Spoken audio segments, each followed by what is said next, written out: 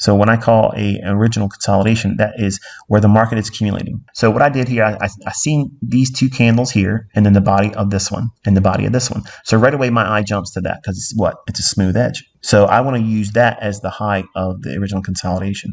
What's the low? The lowest low. See how easy that was?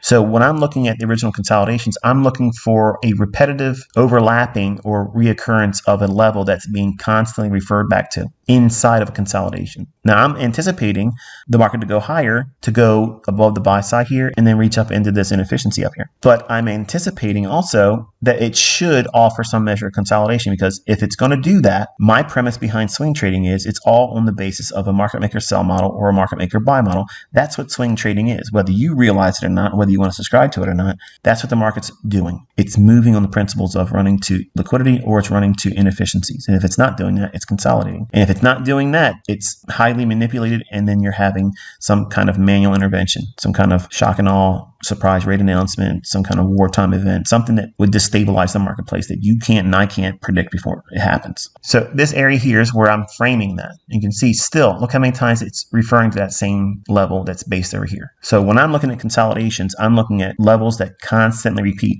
I'm not just going to lay it over top of this high or this high or this high. I'm looking for something that frames it very clearly. When you go back and look at my examples when I'm doing this in the past, and I've been doing it for a long, long time, since the 90s, look and see how I'm drawing your attention to these specific consolidations. Do you see it? Do you see it as a consolidation? Go back and look at your other annotations that maybe you have journaled before. Start looking at it like this. When the market does eventually leave the original consolidation, because we're underlyingly bullish, we have traders that are trapped down here. They don't want to drop down below to give them an opportunity to get out. Even though the market does eventually drop lower here, they may not come back down into this area until a later time. It could be weeks, it could be days, it could be hours, it could be, a time that's unknown to you. What you're looking for, what I'm looking for, is trades that make sense, where the market's reaching for liquidity inefficiencies and then reversing for the sake of going back against the original consolidation, where people are going to see this as a support level. And I don't trade support resistance.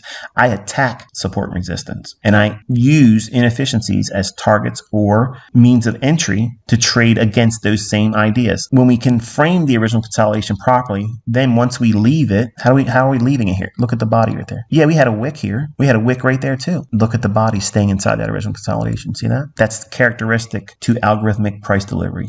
It's indicating to individuals that I'm trying to show you that this is the language that traders that use this information, and the algorithms, the high frequency trading algorithms, they highlight these things in price. And so it gets their high frequency trading algorithm in the hunt for long entries. When is it allowed to take the long? That candle right there tells you. So now we can then refer back to the same level here. If it trades back to that level, what's it doing? It's returning back to the original consolidation. The original consolidation, it can leave it. It doesn't have to touch it, but if it does, that's usually a trade. So this would be your original entry. Okay, so you could go long there, but sometimes it won't offer a return back to the original consolidation. So it might just need a higher order entry and not offer something right at the high of the original consolidation. The market rallies up, trades right into that 60-minute fair value gap SIBI. Bodies tell a narrative. It's not interested in going any higher. Why? Because look at this big candle drop down there. Wonderful. We have an inefficiency here. We have an inefficiency here. Drops aggressively below the original consolidation, right back to the high of the balanced price range right there, which is also